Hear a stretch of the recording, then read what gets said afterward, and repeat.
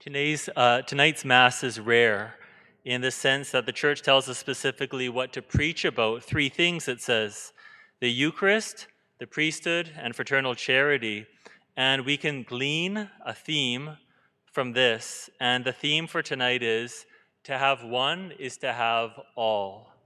So, for the Church to have the Eucharist, it needs to have the priesthood, because there's no sacrifice of the Mass without priests. And then to have the Eucharist means you have to love each other because Jesus gave his life for all. Now, why is this important? Because sometimes we pick one good thing over another. A lot of us, for example, love the Eucharist, but we're not really in love with, let's say, evangelization. But Jesus was in love with evangelization. Or let's say we love helping other people. We love helping the poor, but we don't spend time in adoration. So all of us have areas that we're very passionate about. But when we look at Jesus' life and his teachings, he combines everything perfectly and in proper order. When we look at the gospel tonight, we see three balances, and they're all held in perfect tension. So the gospel begins this way: before the festival of the Passover, Jesus knew that his hour had come to depart from this world and go to the Father. Having loved his own who were in the world, he loved them to the end. So Jesus holds the two great commandments in perfect tension: love of God and love of neighbor. So here's the thing: loving God is the first commandment, and love of neighbor is second. That's important because sometimes we love people more than God. Or sometimes we love God and then treat other people badly.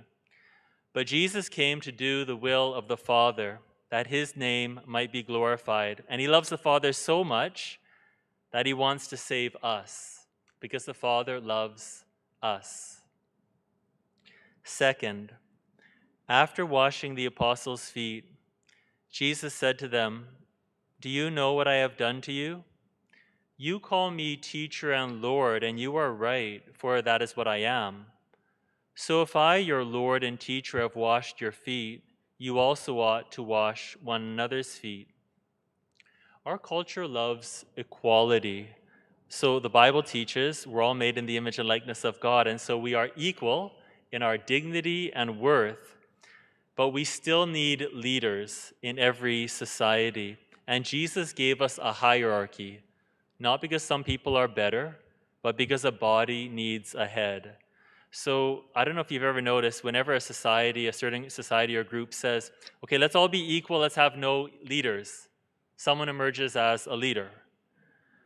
So some Catholics want the church, but they don't want the hierarchy, and you can't have that, because the body of Christ was given a head by Jesus. But Jesus taught us that that head has to serve. True Christian leadership and true priesthood means dying so that the body can live, so that other people can become saints and missionaries. Third, Jesus said to them, "One who has bathed does not need to wash, except for the feet, but is entirely clean. And you are clean, though not all of you." So Jesus clearly is not talking about physical cleanness in preparation for a meal. And he's also not just talking about serving our brothers and sisters, loving your neighbor. He's referring here to Judas as not being clean. So we can take away from that, he's talking about moral cleanness, about the forgiveness of sins. He says that one who has bathed does not need to wash. What's that? That's baptism. When you're bathed, you don't need to wash anymore. That's baptism. But he adds, except for the feet. What's that? That's referring to confession of sins. And so we need both in the church. We need the spiritual and the physical. We have to serve each other and grow in holiness. But the spiritual always comes before the physical. And to be truly spiritual means that we'll always take care of other people. Archbishop Charles Chaput, he once said, "There is no presence of Jesus in the world without the church." And he is right. And then there's no church without the Eucharist. And there's no Eucharist without priests. And there's no priests without good Catholic families. St. Paul said something similar, and he said it in reference to evangelization. He said, "How are people to call on one in whom they have not believed? And how are they to believe in one whom they have never heard? And how are they to hear without someone to proclaim him? And how are they to proclaim him unless they are sent?"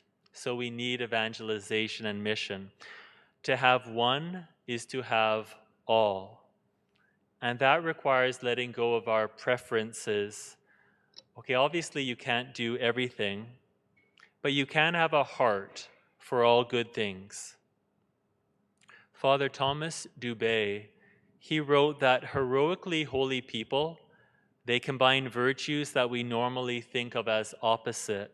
So the heroically holy people are both courageous and prudent. They're super affectionate, and they're also very chaste. They're very active and extremely contemplative. All of us tend to like certain virtues over others. We like to say, "I'm really outgoing," or "I love the rosary," etc. And so where do we need to grow? What opposite virtue do we need?